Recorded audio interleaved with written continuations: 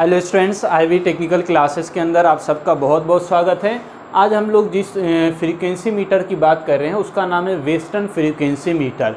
तो बहुत आसान से इसका डायग्राम है, लेकिन थोड़ा ध्यान से समझिएगा तो आपको बहुत अच्छे तरीके से ये समझ में आ जाएगा। तो वेस्टर्न फ्रीक्वेंसी मीटर भी एक प्रकार का फ्रीक्वेंसी मीटर है जिसके द्वारा हम लोग फ्रीक्वेंसी को मेज़र करते हैं। तो हम लोग पहले कंस्ट्रक्शन को समझेंगे और उसके बाद इसके वर्किंग को समझेंगे। तो कंस्ट्रक्शन के अंदर क्या क्या चीज़ लगा हुआ है, तो इसके अंदर दो तरह का कॉइल होता है।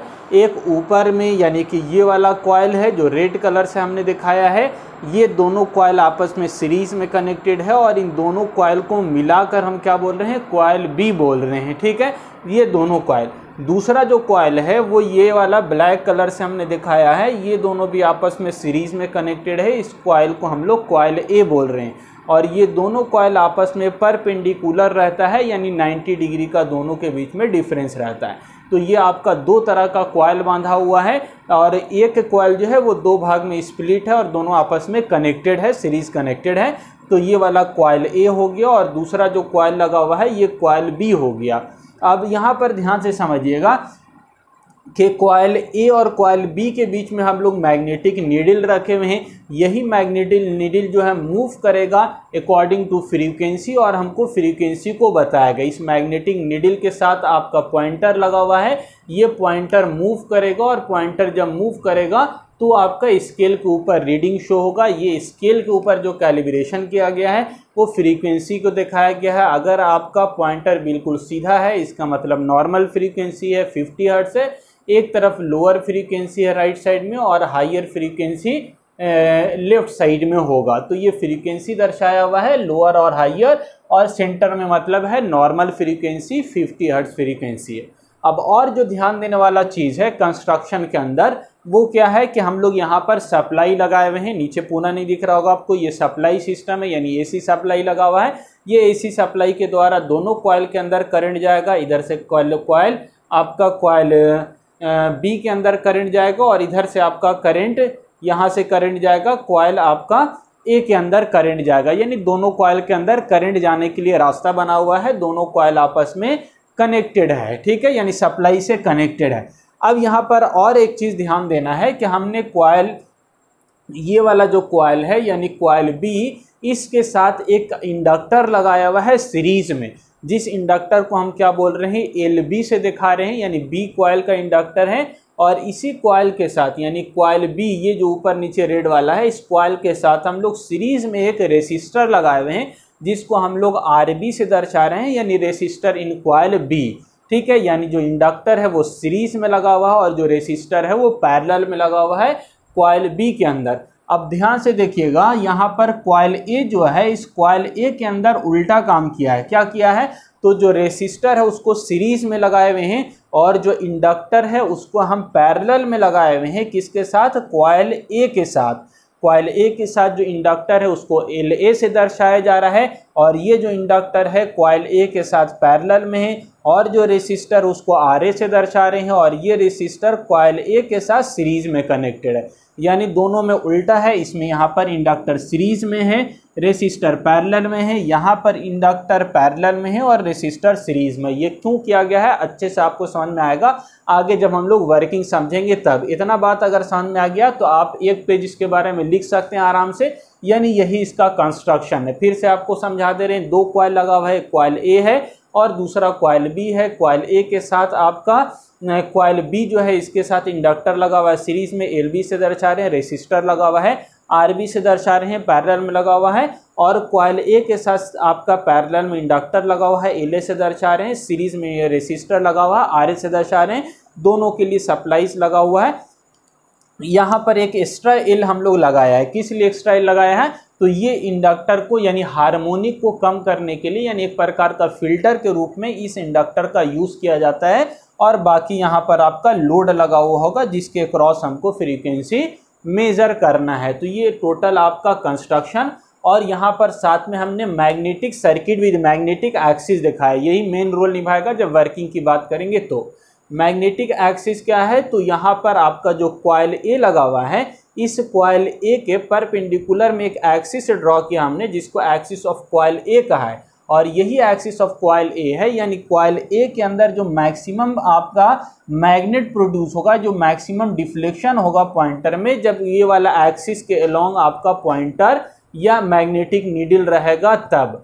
दूसरा एक्सिस आपका जो कॉइल ये वाला आपका हो गया कॉइल ए के लिए, और कॉइल बी यहाँ पर बंधा हुआ है, और इसका जो मैग्नेटिक सर्किट है यानी मैग्नेटिक एक्सिस है वो ये वाला है। यानी इस कॉइल के लिए जो मैक्सिमम टॉर्क डेवलप होगा वो किस एक्सिस पर होगा, जब ये वाला मैग्नेटिक नीडल इस वाले एक्सिस के अलोंग यानी एक्सिस ऑफ कॉइल बी के अलोंग रहेगा, तो यहाँ पर इस नीडल के अंदर मैक्सिमम टॉर्क होगा, मैक्सिमम डिफ्लेक्शन होगा। तो ये कंस्ट्रक्शन से रिलेटेड बात हो गई। अब वर्किंग को समझाते हैं हम। वर्किंग के अंदर क्या हमको फ्रीक्वेंसी मेजर करना है। तो आप पहले की तरह यानी इससे पहले जो हम लोग पढ़ा था केस 1, केस 2 और केस 3, यानी यहाँ पर भी 3 केस बनेगा। एक केस बनेगा जब फ्रीक्वेंसी क्या रहे, नॉर्मल रहे यानी 50 हर्ट्ज फ्रीक्वेंसी है। दूसरा केस बनेगा जब फ्रीक्वेंसी की वैल्यू हाई है, और तीसरा केस बनेगा जब फ्रीक्वेंसी की वैल्यू लो है। यानी एक आपका नॉर्मल फ्रीक्वेंसी एफ आपका 50 हर्ट्ज नॉर्मल फ्रीक्वेंसी, एक फ्रीक्वेंसी की वैल्यू हाई, और दूसरा तीसरा केस फ्रीक्वेंसी की वैल्यू लो। तो अब ध्यान से समझिएगा आप एक एक करके। तो पहला केस हम मान रहे हैं फ्रीक्वेंसी की वैल्यू जब 50 हर्ट्ज है यानी नॉर्मल फ्रीक्वेंसी है, तो उस समय क्या होगा। तो जब नॉर्मल फ्रीक्वेंसी रहेगा, नॉर्मल फ्रीक्वेंसी, तो हम लोग कंस्ट्रक्शन ही इस तरह का बनाए हुए हैं।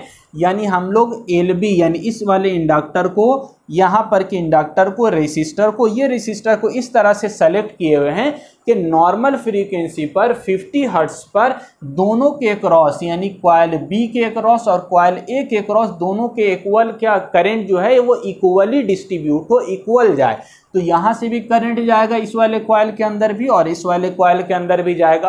तो जब करंट 50 हर्ट्ज फ्रीक्वेंसी पर हम लोग इस तरह के पैरामीटर को इस तरह से सेलेक्ट किए हुए हैं कि करंट दोनों के अंदर इक्वली जाएगा, और जब इक्वल जाएगा तो इस वाले जो मैग्नेटिक नीडल है इस पर रिजल्टेंट जो टॉर्क होगा वो 0 प्रोड्यूस होगा, क्योंकि ये भी अपना मैग्नेट बना रहा है, कॉइल बी भी बना रहा है और कॉइल ए भी बना रहा है। तो रिजल्टेंट जो है ये आपका 0 डिफ्लेक्शन होगा, किसी भी डायरेक्शन में आपका डिफ्लेक्ट नहीं होगा। और ये भी ध्यान रखिएगा कि ये जो आपका मैग्नेटिक नीडल है इसका नॉर्मल पोजीशन क्या है, 45 डिग्री। यानी 50 हर्ट्ज फ्रीक्वेंसी पर ये कितना रहता है, तो 45 डिग्री आपका बेंड हुआ रहता है। ये पहले से ही नॉर्मल स्थिति इसका इस तरह ये 45 डिग्री रहेगा, और इस पे जो पॉइंटर है ये पॉइंटर आपका बिल्कुल स्ट्रेट रहेगा, सीधा रहेगा।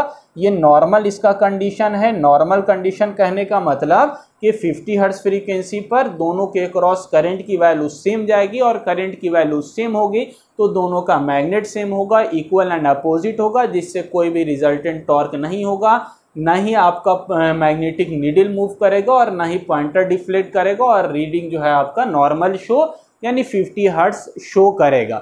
ये केस 1 हो गया, ठीक है। दूसरा जो केस है यही इंपॉर्टेंट है। अगर ये आपको समझ में आ गया तो बाकी सारा चीज़ वर्किंग आपको समझ में आ गया, इसका मतलब ये होगा। ध्यान से समझिएगा, बहुत इंपॉर्टेंट है। केस 2 यानी जब हम क्या मान रहे हैं, फ्रीक्वेंसी की वैल्यू हाई मान रहे हैं। फ्रीक्वेंसी जब हाई रहेगा तब क्या होगा। अब ध्यान से ये चीज़ आप पढ़ा होगा कि रेसिस्टर अगर पैरेलल में रहेगा, नंबर ऑफ रेसिस्टर जितना पैरेलल में है, इसका मतलब क्या होगा, सर्किट के अंदर ओवल और रेसिस्टर की वैल्यू क्या हो जाएगी, घट जाएगी। घट जाएगा मतलब उसके अंदर से करंट ज़्यादा फ्लो होगा, पहले से पढ़ा हुआ। और अगर रेसिस्टर सीरीज में है, इसका मतलब क्या है कि सीरीज में रेसिस्टर रहेगा तो इसका मतलब अपोजिशन ज़्यादा होगा, करंट उसके अंदर कम फ्लो होगा। तो दोनों कॉइल में हम लोग इस तरह से बांधे हुए हैं कि रेसिस्टर पहला जो दूसरा मान के चलिए कॉइल बी की बात करते हैं हम लोग, तो कॉइल बी के अक्रॉस जो इंडक्टर है वो सीरीज में है, लेकिन रेसिस्टर किस में है, पैरेलल में है। तो रेसिस्टर से ना आप इंडक्टर से भी बात समझ में आ जाएगी। कैसे समझ में आ जाएगी, तो हमको मालूम है, ध्यान से देखिएगा, XL बराबर 2πfL मालूम है ये कि अगर हम लोग क्या पहला केस क्या मान रहे हैं, फ्रीक्वेंसी की वैल्यू, यानी सेकंड केस क्या माना, फ्रीक्वेंसी की वैल्यू हाई है। तो फ्रीक्वेंसी की वैल्यू जब हाई रहेगी, आराम से समझ लीजिएगा, फ्रीक्वेंसी की वैल्यू जब हाई रहेगी तो आपका XL यानी अपोजिशन ऑफ करंट क्या रहेगा, हाई रहेगा। तो ये वाला लगा हुआ सीरीज में, यानी यहाँ पर जो आपका XB होगा, ये क्या होगा आपका अपोजिशन बढ़ जाएगा, और अपोजिशन जब बढ़ जाएगा यहाँ पर करंट फ्रीक्वेंसी आपका क्या है, फ्रीक्वेंसी हाई बोले, फ्रीक्वेंसी हाई है तो अपोजिशन हाई है। अपोजिशन हाई है किस वाले कॉइल में, तो कॉइल बी के अंदर अपोजिशन हाई है।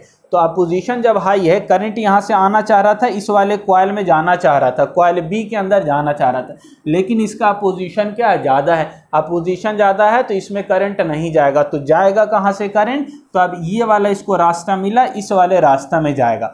अब ध्यान से देखिएगा यहाँ पर, तो यहाँ पर जो इंडक्टर लगा हुआ वो क्या है, पैरेलल में।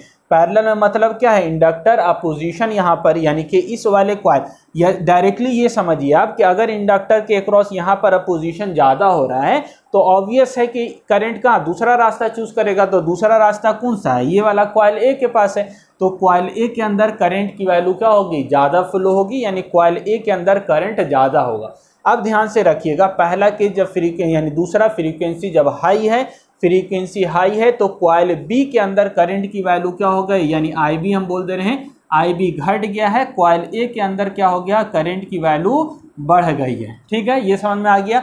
अब देखिए कॉइल ए का जो मैग्नेटिक एक्सिस है वो कौन सा है, ये वाला है। कॉइल ए के अंदर जब करंट, इस वाले ब्लैक कलर वाले कॉइल के अंदर करंट की वैल्यू बढ़ जाएगी तो ये मैग्नेट ज़्यादा बनाएगा, और इसमें जो मैक्सिमम टॉर्क डेवलप होगा वो कहाँ पर होगा, इस एक्सिस यानी एक्सिस ऑफ कॉइल ए के लॉन्ग होगा।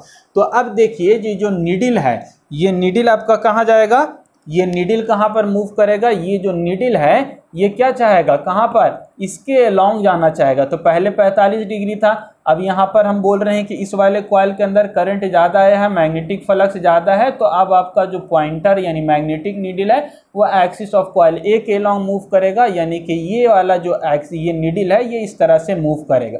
और ध्यान से देखिएगा, जैसे ये वाला नीडल इस तरह से मूव करेगा एक्सिस ऑफ कॉइल ए के लॉन्ग, तो पॉइंटर आपका किधर जाएगा, इसके साथ ये लगा हुआ होगा। तो अभी मान के चलिए यहाँ पर इस तरह से था, तो ये किससे मूव करेगा, इस साइड मूव कर जाएगा। ठीक है, तो यहाँ पर मूव करेगा तो रीडिंग आपका क्या शो करेगा, हायर रीडिंग शो करेगा। आ गई बात समझ में।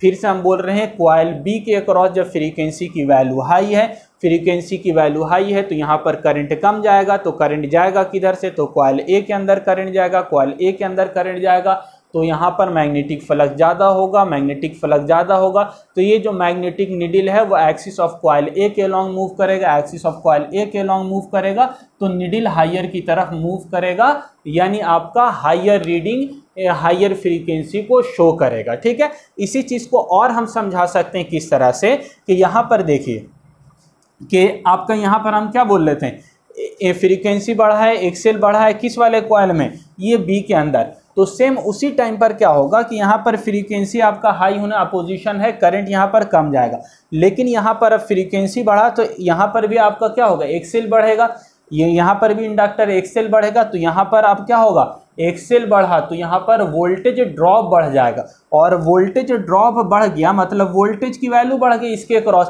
अब ये पैरेलल में लगा हुआ है, वोल्टेज बढ़ गया मतलब क्या होगा, इस वाले कॉइल के अंदर, कॉइल ए के अंदर करंट की वैल्यू बढ़ जाएगी।